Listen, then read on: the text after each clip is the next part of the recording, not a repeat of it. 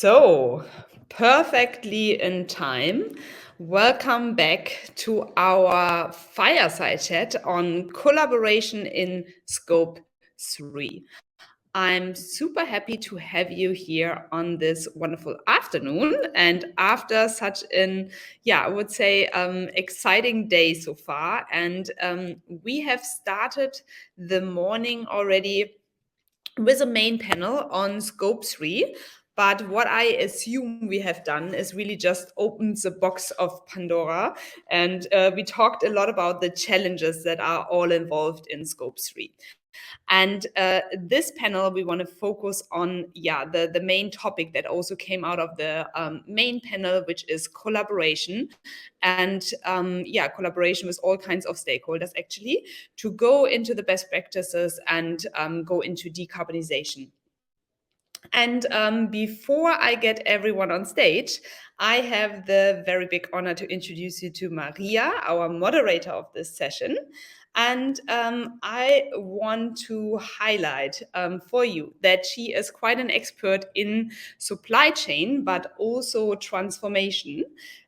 She is the CEO and co-founder of Future Insights Networks.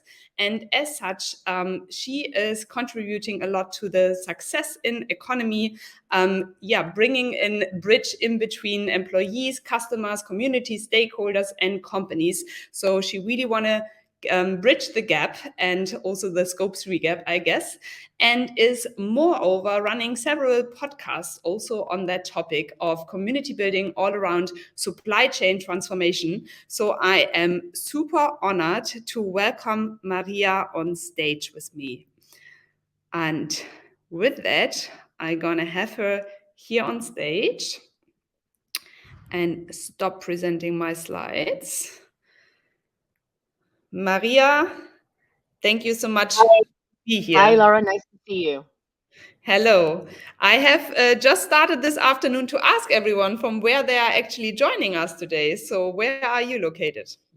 Well, don't let the accent fool you, because everybody, as soon as they hear me speak, they think I'm somewhere in the United States, but I'm actually based out of the UK. I've been here for 23 years, and I run my company, Future Insights Network here, run the podcast, etc. So I'm here in the UK.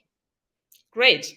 Yeah, then Berlin sends some sun, and I am really honored to have this great panel all together. So if you feel good about it, I would get the panelists on stage and we can just start right into it. Amazing. Let's do it. Then we have Gundula, Dennis, and Elisabeth. And from here, I would leave it to you guys, and I join you in a bit. Thank you very much, Lara. See you soon. Thank you. Right. Well, hello to everyone here, and hello to our panelists. I love this session because today we're going to be talking about how you decarbonize your supply chain and collaboration for Scope 3. And this is at the Climate Transformation Summit. Now, from what I understand, our audience here has been asking a lot of questions, talking a lot about challenges, but we're going to try to go from the theoretical to the operational in terms of how you operationalize sustainability and all of these initiatives. So first off, before we kick off, again, let's do some introductions. As Lara was kind enough to say, my name is Maria Villablanca. I'm the host of the Transform Talks podcast. I run the Future Insights Network, which is a network of over 130,000 senior supply chain leaders. I also have Supply Chain TV, and I'm a very lucky person because I get to talk to senior supply chain leaders around the world every day. And that's fantastic because I get to connect with them and learn from them. So that's me. Now let's go on to our guests, our panel. Because we outnumber you, I'm going to start with the gentlemen first as opposed to ladies first. So why don't we start with Dennis? Tell us a little bit about yourself, and then we go to Elisabeth and then Gundula. Yes, hi, good afternoon. So my name is Dennis Bakx. I'm Global Sustainability Manager at Heineken. I think the well-known beer brand globally, probably everyone has at least seen it, probably also tasted it. So working for the company in the raw materials area. So really looking after all the crops that we buy, basically everything that goes inside of the bottle. Working for the company more than 16 years. mainly always in procurement, but now also moved to sustainability. So that's it, Perfect. I think, in a nutshell. Yes, Elisabeth. Elizabeth. Yeah, from the beer to me, that's a great transition. So I'm leading the sustainability services for IBM Consulting. So I'm not selling beer and I'm not selling computers. I'm doing But you're consulting. drinking beer. You're drinking No, beer. no, I have to No. disappoint you. I'm not even drinking beer. My husband loves it. But what I do is I basically work with sustainability leaders, supply chain leaders, also CFOs across industry on their sustainability transformation and working along the supply chain, as it is for many companies, over 80% of all the emissions obviously is like a really critical topic. So I would share a bit about the work that we are doing across EMEA with industries similar to beer selling companies, but also talking a bit about dairy, talking a bit cotton t-shirts, and hope I can contribute with these different examples that it's possible to bring light in the opaque supply chain. Fantastic. And Gundula. Yeah, hello everybody. My name is Gundula Ullah. I'm working at FUNKE Mediagroup. It's a German publishing house, one of the biggest German publishing houses, producing newspapers, magazines, and digital siblings of them, so websites and e-papers and stuff. And as FUNKE's headquarters is based in the western part of Germany, where coal mining was a big thing about 100 years ago, and we have contributed a lot to the current CO2 issue. One of my objectives in my dual role as Chief Procurement and Sustainability Officer is to start decarbonize and to reduce our footprint. And it's really one of the things close to my heart, and I'm looking forward to the discussion today. Wonderful. Thank you so much for the introduction. Okay, so before I get going, I'm going to let you know that I'm sure you've all know this because you've been watching this wonderful summit, but you can ask questions in the Q&A, and I will try to get to those questions as often as I can. Sometimes we're not going to wait till the end. If it's a good question, I'm going to ask it of our panelists right away. So feel free to contribute and be interactive with this process. Okay, so I'm going to start with you, Gundula. You were the last to introduce yourself, but I want to talk about procurement because it plays a very pivotal role in driving climate transformation. But, you know, a lot of companies are not very much aware, perhaps missing bringing both areas together, right? The procurement side with climate transformation. So how do you experience this transition and further development in your role? I think what is key is that we obtain transparency of where the emissions come from in the entire value chain of your company's products. And we did this exercise back in last year in FUNKE, and it actually turned out that 90% of our emissions come from scope 3. And as we said, we want a CO2 neutral value chain as one of the key sustainability targets. Everybody was like having a wake-up call to say, oh, we then need to look to our suppliers and start decarbonizing the decarbonization journey with them. And this is why we also initiated a supplier dialogue in September last year to clearly address our wish and will towards our key suppliers like paper, color, printing services to start the decarbonization journey. First thing, product carbon footprint. What is the footprint so that we can assess and develop a journey together? And I think the first thing is to obtain transparency of where your emissions come from. And this was really helpful. And this is where you start turning into procurement.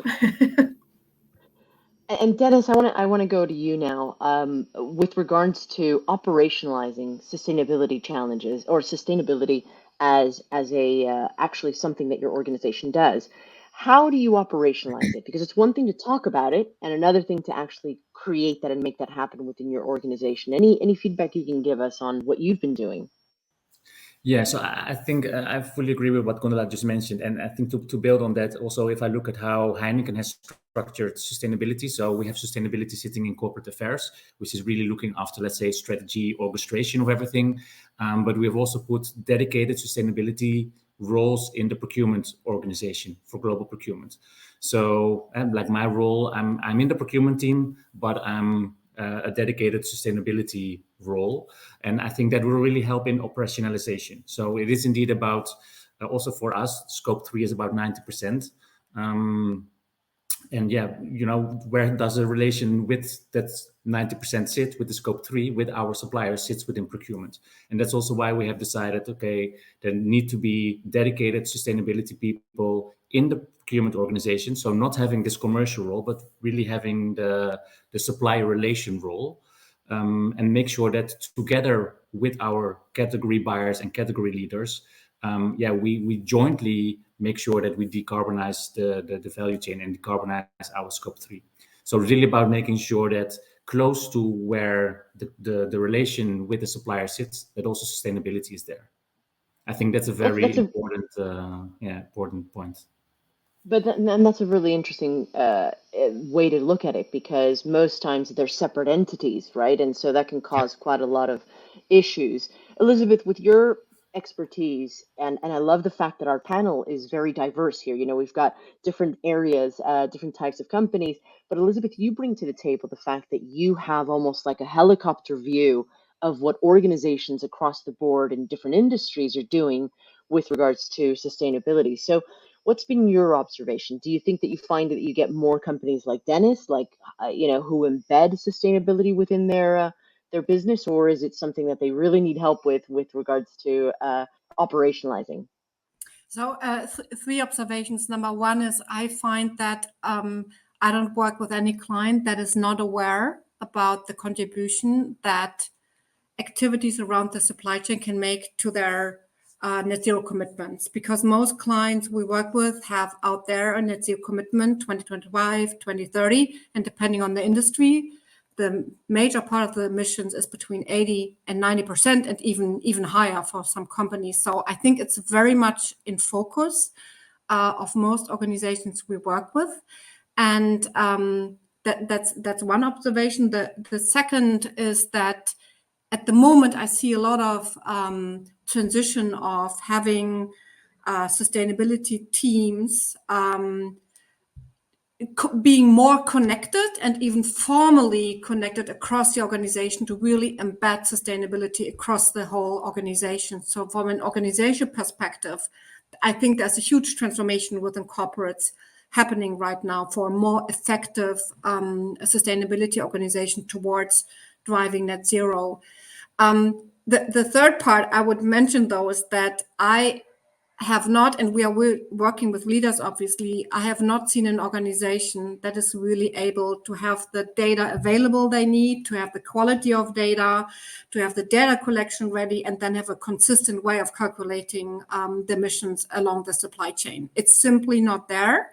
And I know in the morning, my colleagues were in some discussions in panels as well, about the challenges, but I would just bring out there that this is not straightforward for most companies because of the availability, the quality, the consistency of data. And I would say that most organizations we work with are very aware about the challenges, and obviously we have a way that we approach this, but that was not the question. So Maria, back to you. No, but you cover a lot of very interesting points here. And because you get a chance to see so many different companies, I'm really intrigued to find out what everyone else is doing. But the common thread does seem to be this embedding of sustainability professionals within the procurement, within different types of parts of the supply chain. Gundula, in your experience, do you think that having someone fully embedded within your procurement processes is something that works, that it has been effective? I think so. What we have done in FUNKE is that we have a dedicated sustainability team, and due to my dual role, I have the possibility to directly address the procurement people with the sustainability topics. And I think it's nice to have like one person dedicated in procurement for sustainability, but it needs the willingness and motivation of each and every one in procurement to address their specific category and think about what are my objectives in terms of sustainability, how do I want to address my category, my suppliers, and what are the targets that I want to set with them towards decarbonization? How is the percentage that I want to decarbonize my category? Otherwise, the poor chap in procurement will sit there responsible for sustainability and say, well, I need a target from you guys, and he won't get anything. So for me, I have scheduled for next week a dedicated target setting workshop for Scope 3 with my team to actually address this for the coming year. That's a way to work it, you know. So, okay, here's a controversial or maybe, different type of way of looking at things. You would think, and I'm being general, I'm going to generalize here, that a lot of times procurement and sourcing are motivated, whether it's, by financial targets, right? Motivated by finding the cheapest thing, and sometimes that is in direct conflict with actual sustainability goals or net zero goals. So is there a role to be had here in terms of talking at more the top down, taking the top down approach, and perhaps maybe changing the way that procurement leaders are remunerated? I see Elisabeth sort of smiling. I can tell you're thinking something. Elisabeth, I'm going to ask you that one. Go on. You've got a strong opinion about this. I want to hear it. I have a strong opinion, totally, because it's one of the key points that, number one, it's absolutely critical to confirm KPIs and break them down, because if that's not happening, is that you will have a total chaos, literally a mess. If people are providing something in the organization that is the same consistency, the same quality. So I think one of the first steps is to be absolutely clear on the KPIs per product category and per purchaser, basically, to break that down and to prioritize along the main suppliers. It's critical. And I do think you need to have a combined view, like how any one of us literally buys coffee or a procurer buys products, services, etc., that you have an additional component that is a sustainability KPI. And for carbon emission, it's in a way quite easy. It will get more complicated when we talk about impact on water and biodiversity. But if we stay in the carbon aspect, you have great databases that you can leverage if you don't have the primary data and really build it in. And that's exactly the case we have built for a company in the dairy space to help the procurer have full transparency on the carbon equivalent and build scenarios, right? So if I decide to buy more from this supplier, how does it impact my overall scorecard, basically, and be able to bring that up to the executive level and down, because everyone here knows no company at the moment is on track for the net zero target. I know it's a bold statement, and if somebody proves me wrong, I'm super happy. Nobody's on track. So for I think any organization, it needs to be important to basically connect it back to that target and keep very close monitoring on how is my organization contributing. And that's only possible if I have the databases and if I can build scenarios. And change the scenarios in a dynamic way. If I buy more from this, if I do supplier development and I help them to accelerate to reach their own targets, you can do so much as a big company. How that affects their own journey. And I'm happy to speak about the specific dairy case or the T-shirt case, but I think it needs to be integrated. We can't separate it, and I think it's. If you put the team, colleagues everywhere, that's a good point, but you need to connect them with data and a performance management system that is a direct report out to the executive board. I wholly agree. And Dennis, what do you think about this?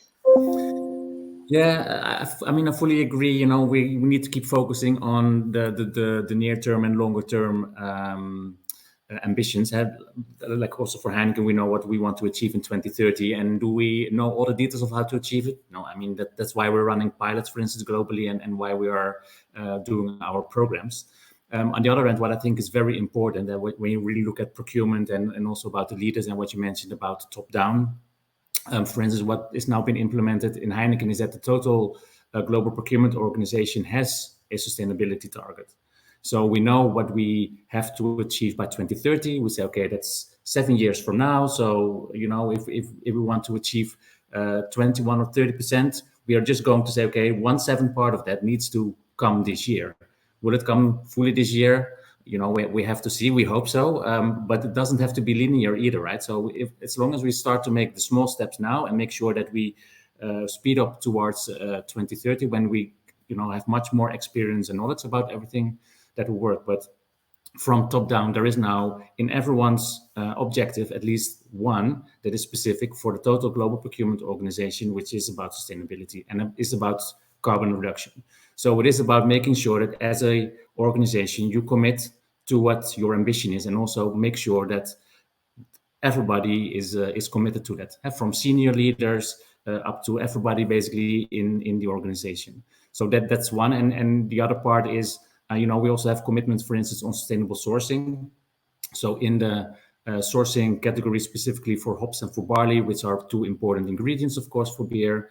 The people in those teams really work to make sure that also there the steps are right.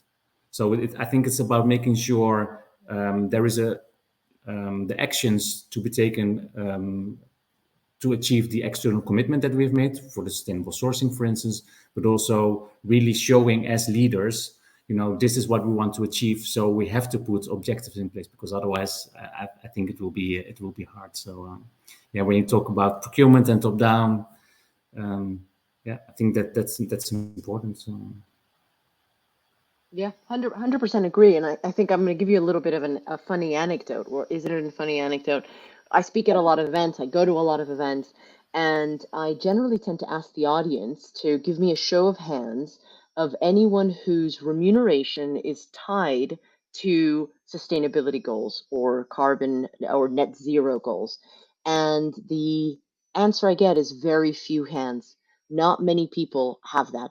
And then when you take it to a further level up, at a senior level, at a CXO level, at a board member level, how many of you is your remuneration tied to sustainability goals? So it's one thing to talk about it. It's another thing to actually act upon it, because without getting everybody on the same page, you're going to create these silos with competing interests, aren't you? I want to acknowledge a comment that we've had here from Felix, who says, Elisabeth is right. I think it's still a work in progress for most companies, especially for scope 3. We should acknowledge the complexity. And Elisabeth, since this was about you, what are your thoughts on Felix's comment? But I think Felix is agreeing with the comment that most of the brands, specifically if they're based here in this region, are aware that they need to do something about their supply chain, because that's where major emissions are coming from. I think that's what Felix is agreeing to. And he says it's complex. So I agree with Felix. It is complex. I do know there's a way. And I think we have enough examples right now, and probably also with you, Gundula and Dennis, that it's possible, and that the complexity of the supply chain, and I know it's more or less complex depending on the industry, but it shouldn't stop us, because we see too many examples that it's working. And I have to make one comment now, Maria, that in all our engagements, when we work along the supply chain with a focus on sustainability, carbon emissions, and we have a couple of that are more focused on the ethical aspects and social aspects, there's one side effect, and it's surprisingly a positive business impact, mostly because the supply chain is so opaque, you don't really know what's going on. So as a positive consequence for all the work we do, we are able to identify efficiency potential that's just for big fashion labels, with our UK Fashion Trust example, where we trace basically the cotton from the source in India all the way to the ready t-shirt in the center of London. We were able to identify 6 million efficiency potential, because there was so much irregularity, anomalies, inefficiencies that we were able to identify. And I just want to break this here as the great news when we talk about integrating sustainability in decisions. most organizations are very surprised, and I hear this from competitors as well. There's this additional element that transparency is able to drive in the supply chain. Maybe you see this very differently, Dennis and Gundula, but it's something that I find fascinating, and I repeat it every time, because if you get going on this, you will be positively surprised that you will even save more money doing this work and bringing light in your supply chain. And I think it's not only about saving money, it's about educating your purchasing organization about what's going on in your supply chain. We've been through this process as well in terms of, okay, where does our paper come from? Where does our ink come from? And they've been so enlightened in terms of, I didn't know about this and I didn't know about that. And how can we improve a step in the production? So they had a lot of learnings when it comes to the transparency in the supply chain. So I think both the decarbonization of the supply chain and also the regulatory impact in Germany on the Lieferkettengesetz has really brought a lot of upskilling into the know-how of the team. You bring up a really interesting point here, because supply chain and procurement, et cetera, we already have a talent gap problem, don't we? And so I think, if I'm going to take Elisabeth's point, which is a very valid point about, okay, let's pretend we're all cynical here and we don't want to save this one and only earth that we have. Let's be cynical and think about the fact that it's business first. You're absolutely right, Elisabeth. The benefits to becoming a more sustainable business are additional opportunities for revenue generation, transparency, cost saving, but also attracting top talent, right? So I think that there's a lot of business benefit to the sustainability question. So here's my question back to you guys, and I'm going to see if maybe Dennis and Gundula, you can answer this. How difficult is it in general to get financing and approval for different types of sustainability initiatives without being able to quantify immediate return on investment? Good question. Let's say for my specific area, there is a budget available. We're running pilots globally. So of course, we need to have some incentive, and also we call it compensation fee that we give to farmers because we want them to do certain regenerative agricultural practices. For us, it's mainly about de-risking the activities of the farmer. So I think that's an important one, and we simply know we have to stimulate also sometimes the farmers, but it's not that they just get money for it. It's also about what I said, the de-risking element, which I think is very important. So yes, we have budget available. I think it's also needed. What I mentioned before. It's a lot about pioneering that we're doing. Finding out, what is the best way to do. I don't know what we will do in 2030. So, and also not the details of how we will get there. So it's about pioneering. It's about finding the right companies to work with. I also see that we work with a lot of, the startups. They also need the money to do what they're good at. So yeah, there needs to be budget put against it, and that's why I think it's also good, again, that the sustainability role is separated within procurement, because then it doesn't automatically get linked to the procurement objectives and the procurement savings and all the other things that need to be achieved by the commercial part of the department, let's say. Thank you. Gundula, what do you think? Yeah, maybe I can add on to what Dennis just said.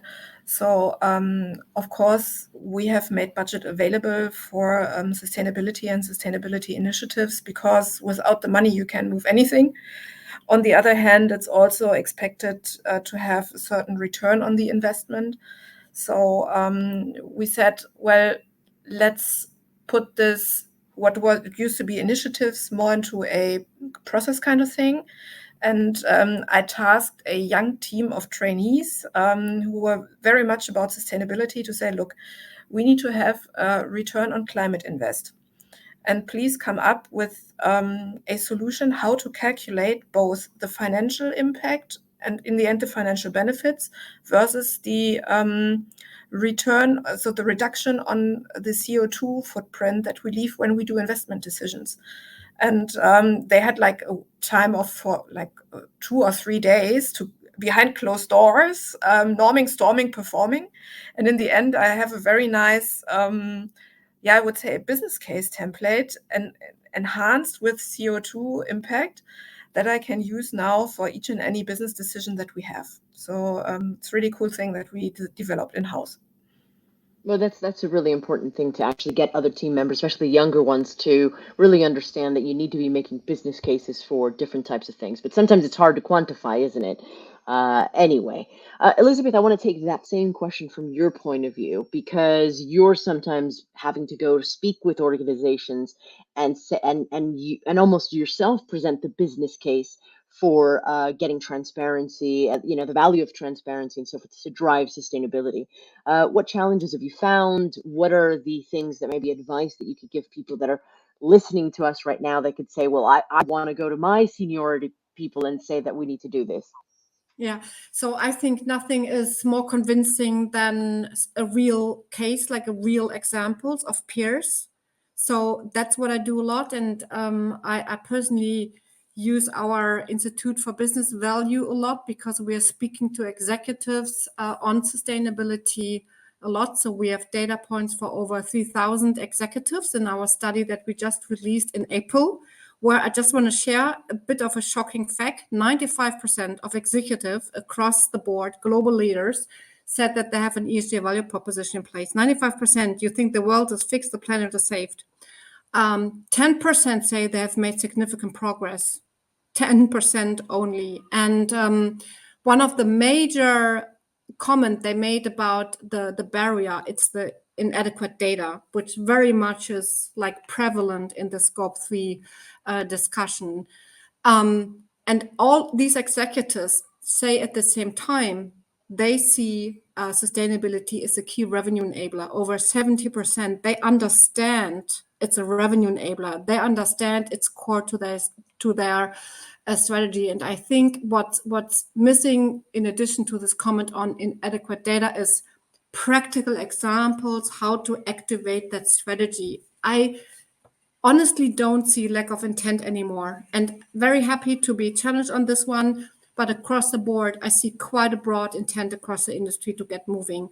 And it's very complex, as Dennis and Gundula know very well, and everyone listening here from different industries. It's really complex to get going. So real life example on how do we make this happen in a short time frame. I think that's critical. And that's what I do. I come with example and say, listen, if companies like Nestle, if companies like Evonik, if H&M Next can do things, you can do as well, right? So just coming with really hands-on example and providing the data on the business case as well. I think many executives are very numbers driven. So showing that business benefit of a certain program we have done or we see in the industry is the most convincing argument I can make. How important, Gundula and Dennis, I guess start with Dennis, then go Gundula, is collaboration with your tier 1, 2, and 3 suppliers to drive your own sustainability initiatives?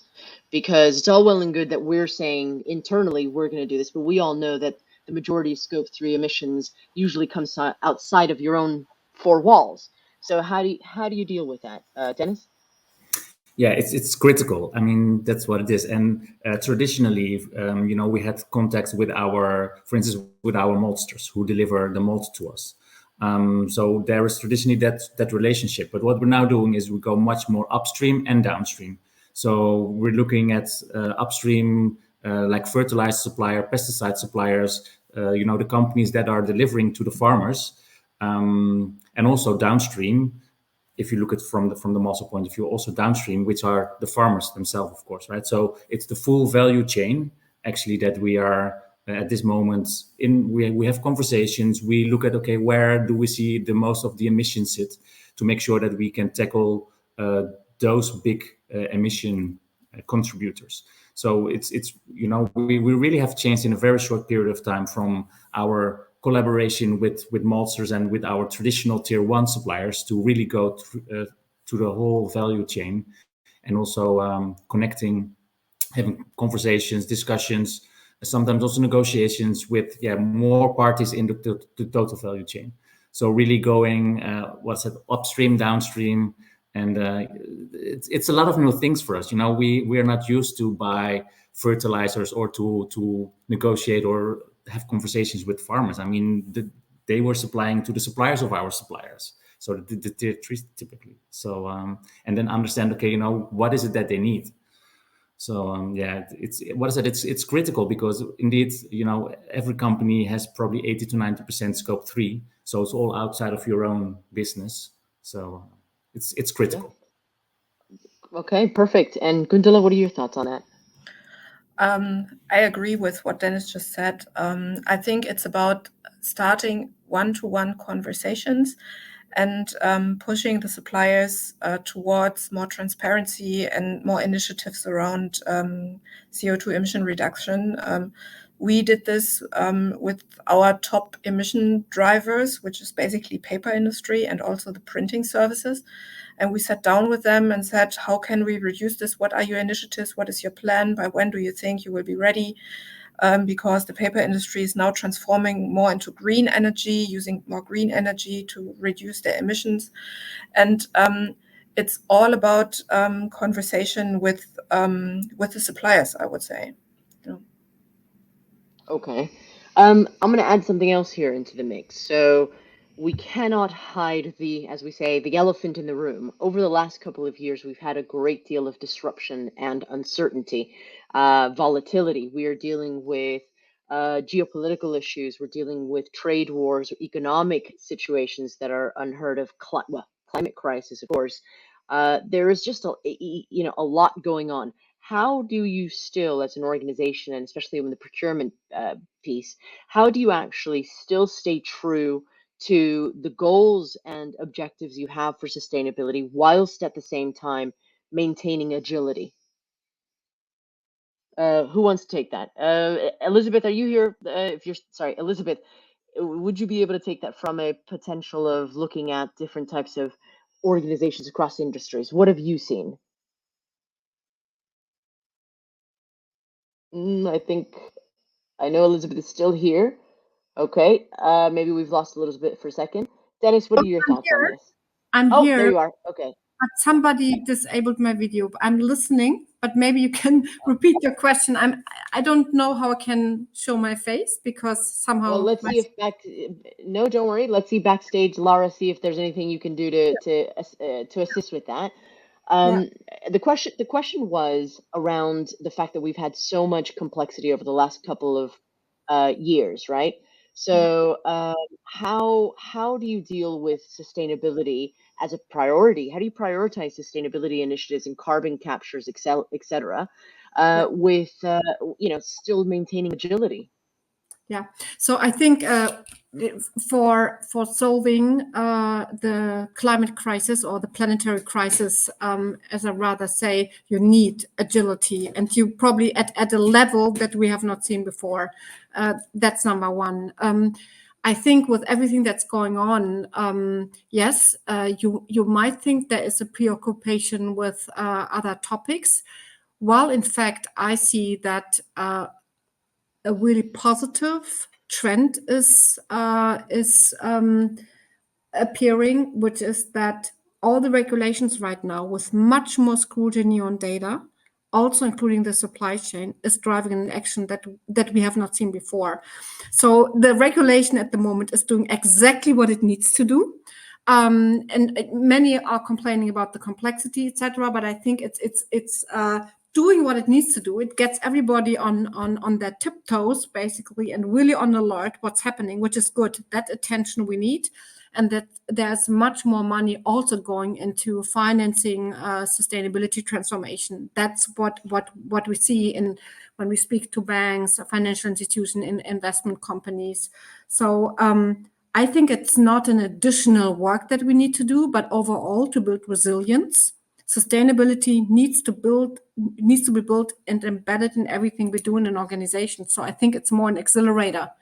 and all this disruption, the energy prices, the inflation, etc. In a way, I know it sounds a bit scary maybe and a bit dramatic, but it increases the pressure in a way that action finally is happening. And that's what I observe in the EMEA region that I'm responsible for. Thank you, Elisabeth. All right, so Gundula, what is your take on this? Yeah, I'm of the same opinion that this current disruption that we see really acts as a booster for more sustainable thinking in all our processes, and it forces you also to be more flexible and agile when it comes to to think about new solutions, and also to these new solutions and approaches can open the door to embed sustainability into the overall sourcing process. So for me, it was a real game changer, be it as bad as it is, what's going on a geopolitical level, to really accelerate the topic of bringing sustainability into the overall company operations. Okay. And Dennis, what are your thoughts on this? Because the last couple of years have really been quite tumultuous for everybody, and I can't expect the volatility to decrease. So, what are your thoughts on that? Yeah, I think pretty much actually in line with what we just heard. So agility is, I think, also the lever to make sustainability be successful. And I also saw in the remarks, we have to act quickly. We have to act fast because there's not a lot of time to make the changes that are needed. So for changes, you need agility, and it's agility in not necessarily only speed, but also in looking into the different areas, because there are so many areas in the end where carbon sits and where sustainability, because it's not only about carbon, of course, but also the other areas. So again, agility is key. It's the lever. Without that, and that's what I mentioned before. We work now a lot with startups. Startups they have that agility. They can help us in looking in different areas and take us from one place to the other, and help us sometimes also prioritize, because that is what is needed.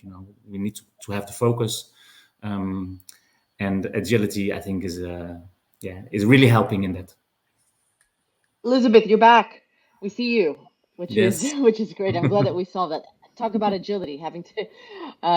So let's talk about something else a little bit for a second, which is, not everybody in the room here watching this today is from multi-billion-dollar businesses. They might be from mid-tier businesses, large-scale businesses. They themselves have a different set of challenges and a different set of complex issues around that perhaps they don't have the funding, maybe even, to deal with implementing automation or different types of data drivers like data lakes, etc. Elisabeth, this question's for you. How do you think it's feasible for companies that are not of the size of Heineken, no offense, Dennis, that are, in order to implement sustainability efficiently today?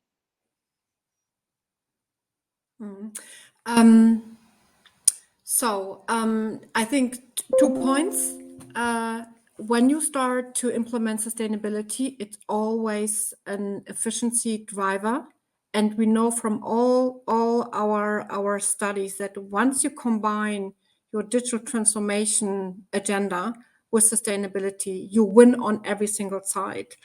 I know I painted like a bit, how can I say, in this panel a bit dramatic, but it's really the case that you have those efficiency gains, that you identify new trigger points for new products and services and for innovation, and probably Dennis and Gundula, you can add onto this. So I think for an organization that's not the scale of Heineken or FUNKE Media, it's still a very strong argument when you combine it with this whole staying in business narrative, because it is about staying in business.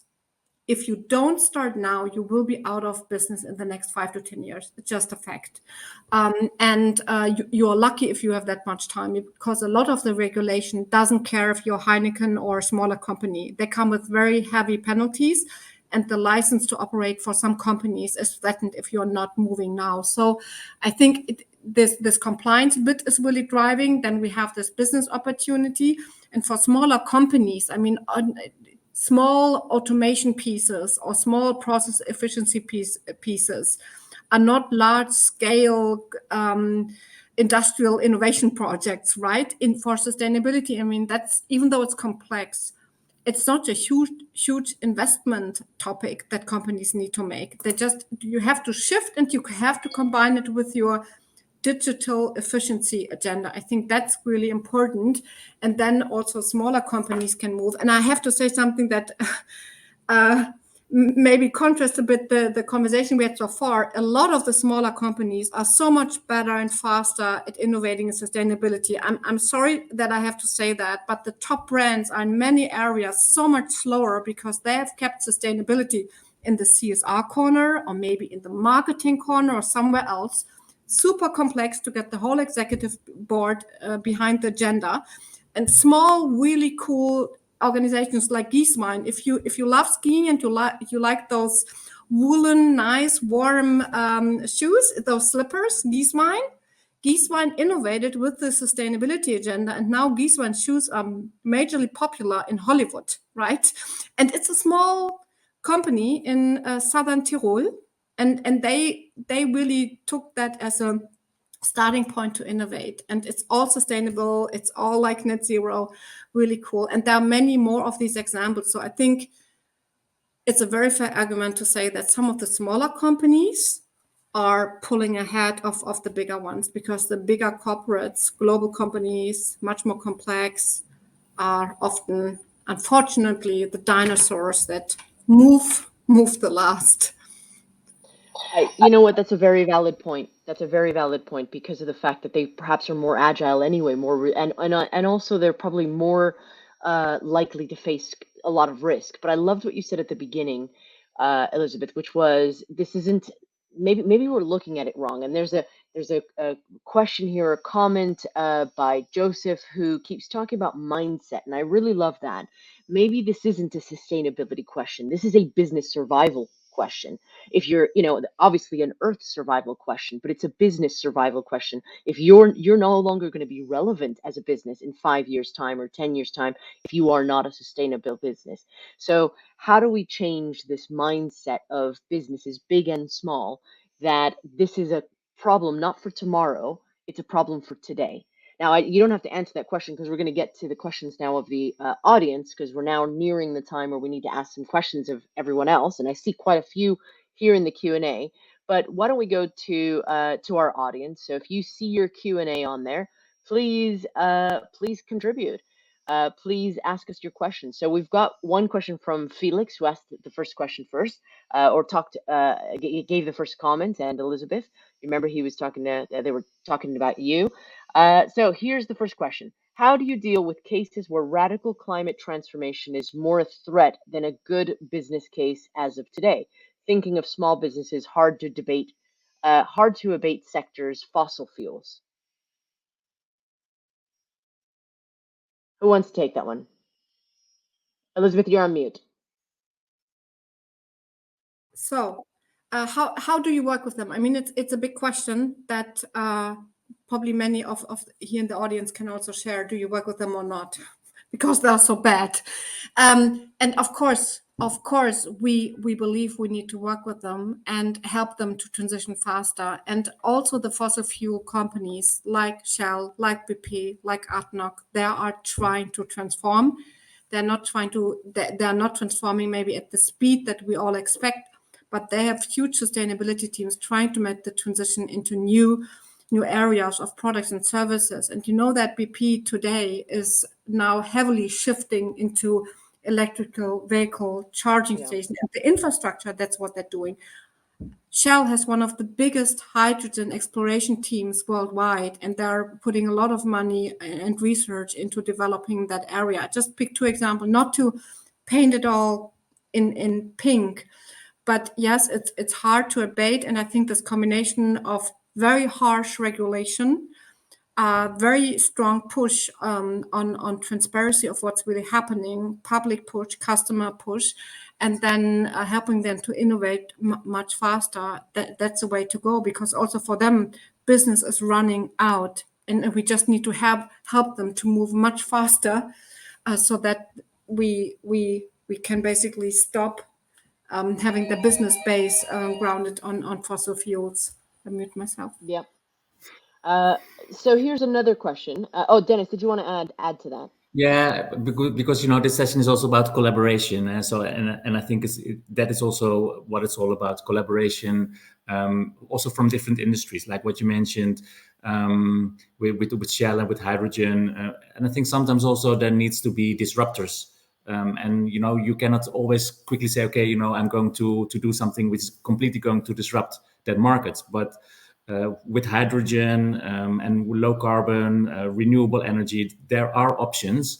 It's just that they are not big and at scale yet. But I mean, I see them in the market and they look promising. So, I think we just have to see, and that's also then, where big companies like Heineken will step up and make sure that we can support where needed. And what I mentioned before, the small scale up, it's startups, companies. It's important to work all together and make sure that things are going to change, and they can change. I've seen it happening. I see some things that are upcoming. It looks promising. So it's just sometimes I'm a bit impatient, and then I'm like we have to go. So yeah. But what I said. So yeah. No, it's very, very valid. Gundula, anything that you want to comment on this as well? Yeah, I think what Elisabeth just said is quite true. So we need to support also the transformation journey of industry drivers. Also, on the one hand, on the other hand, we need to understand and work with the disruptors that are coming up. So to make sure those who could have a super positive impact also have the resources to do so. So for us as a company, to decide in scope 3, who do we want to work with and who do we probably stop to work with is a critical question. And I think procurement has a very important role these days then to also make the right decisions. On the one hand, procurement, for example, and thinking about publishing business, which advertisements do we allow to be in our newspapers going forward of carbon emitters or not? It's also a question that we need to ask ourselves. In the UK, I think it was the Daily Mail or the Daily Telegraph, they said we do not want to work with certain companies, customers anymore because they are so bad in emitting CO2. So it's a decision and a discussion that we need to do. But there's still a lot of greenwashing. There's still a lot of greenwashing. We hear, I mean, I can't think of exactly the case, but I think it was the World Cup and the claims they were making about carbon neutrality, when in reality it was completely the opposite. So part of the problem, I think, is that there's regulatory compliance localized in certain regions, but there doesn't seem to be a globalized, standardized place to measure and maybe call out people. I want to ask this question that we have here from our audience as well. From Mars, what kind of services would you like to see your tier 1 suppliers offer in support? Is providing scope 3 data tied to the procured services something that you see more budget being allocated in the future, or is it already happening? Maybe Gundula, Dennis? I'm just reading the question. It was so long. Yeah. Yeah, so what we ask is actually the product carbon footprint. Whenever we do a tender now, we ask on the CO2 footprint and on the emissions, and we factor the emissions into the decision-making process. So when there's IT services or digital services, we ask what is the footprint, and do you want the sustainable solution, which might be a bit more pricey, or do you want the dirty solution? And bear in mind, we want to be CO2 neutral by. So this is embedded in our decision-making process. Yeah, for us also, if you look at tier 1 suppliers, so again, for instance, the maltsters, we also ask them about their energy consumption, for instance, and see, okay, what is your energy consumption? How much is thermal? How much is already maybe renewable? And also see, where can we support? Because we also have a complete team in procurement that is dedicated on energy sourcing, knowing the market, knowing what's going on. So we can also help our suppliers, small ones and big ones. I mean, sometimes also surprised, they say, okay, this is one of our biggest suppliers, and they're also sometimes struggling on how to approach topics like renewable energy, for instance. So yeah, this is also something that we're doing. So asking, what are you consuming? And we'll also start to do that now for water, for instance, because I think carbon is an important one. Water will be for sure, I think, the next topic that will get a lot of attention. So we're already looking for ourselves where in which breweries are in water-stressed areas, but we're also investigating that with our suppliers. Like, are you in a water-stressed area? What do you have a plan? How does your plan look like? If you don't have it, tell us rather than making up something, but tell us and we will help you in putting a strategy in place. So I think that's also important, that we know what our suppliers are doing in different parts, like energy, like water, but also that we as the bigger company can help our suppliers in making the right decision and moving to more sustainable solutions. I want to hit some more questions that we've got here coming up. So, and while you take this, Maria, I just wanted to say that we also, as IBM, proactively in our deals give different options, as Gundula, you described, like option 1 to B, so we can talk with our clients about what option they want, a very hybrid team, on-site team, so they can basically, for consulting space, have full transparency how many people would need to fly to make certain meetings happen. And the same we do for our cloud and IT services. And just want to, call out a big no, it's important. compliment to Dennis on including water. Really well done. I think it's so relevant, and this employer development, that's a leading, I think the company really leading, integrating those additional sustainability dimension and working with your suppliers. It's just really hopeful to hear that. Yes, it is, and I think that we need to get ahead of ourselves. Get ahead of ourselves, like Dennis was just talking about with water. It is something that's going to be very much regulated, and we need to make sure that we, as companies like yours, Dennis, that you do everything you can to drive sustainability in those areas. Let's see. Okay, I'm going to get the last question in. Does sustainability drive every single business decision you take, or do you only consider it for some specific areas? Example, CSR, communications. Oh, Elisabeth has got a strong opinion. I like it. Elisabeth, go for it. Okay, Schaffman, no, I mean, that's basically, it would be the total wrong thing, as we all just have seen in this short panel, that we are talking about carbon emission, and we all already understand for carbon emission, it needs to be part of the merger and acquisitions decision, in the sourcing, in the procurement, in the hiring of people, right? In the performance rating of people. It needs to be everywhere. I think that was very clear. So no, it cannot be an isolated team. And if I see that sustainability is still within CSR team or a marketing team, I have alarm bells going on, because it needs to be front and center in the organization. If it still sits there, we need at least a straight or potentially dotted line to the executives. So I have a strong opinion, because I see the organizations that set it up in the right way perform so much better on all KPIs beyond sustainability. So there we go. So we've got 2 minutes left, just about. So I want to ask you for your parting thoughts and your parting words in terms of advice, any kind of information that you can give people to help operationalize sustainability and to drive the future of supply chain. Gundula, I'll start with you. Well, I would like to stress that we cannot neglect the impact of climate change and the opportunity that the ugly kid procurement has here to step up onto the boardroom table, and that I encourage each and every one of you to really take on that role, because it's just a beautiful journey that you embark on.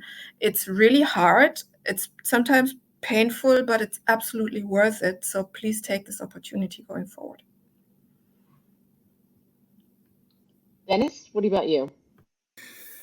Yeah, I mean, I'm happy to see that sustainability is also becoming not only a part, but really getting to the heart of procurement. So everybody's talking about it. You know, our CPO is passionate about it. My director is very passionate about it. So, you know, I really feel that everybody in the organization feels sustainability, and that's not something that we have to do, but that we want to do. And I think that's also, hey, we talk about mindsets, things like that. I think that's so important. So really making sure everybody is breathing it and feeling it, and feels it in the heart, basically. Elizabeth? And make it super short. Everything was already said. I think activate as fast as possible and get the key stakeholders in one room, in a garage, in a workshop setting, and make really transparent on where you are and where you need to go, and have them really all in one room, so that across the board they understand what the gap really is, who needs to take ownership, and then design a practical way for action. And that's the most energizing, I think, and fastest way to get going, to break out of a certain like team bubble in a way, for sure, out of the sustainability bubble within the organization, and invite additional stakeholders, because I think there is still so much awareness lacking in all pockets of the organization. So that would be my recommendation. Thank you very much to our panel. Thank you very much to all of you that are watching. And thank you so much for being here. So we'll see you at the next session. Thank you.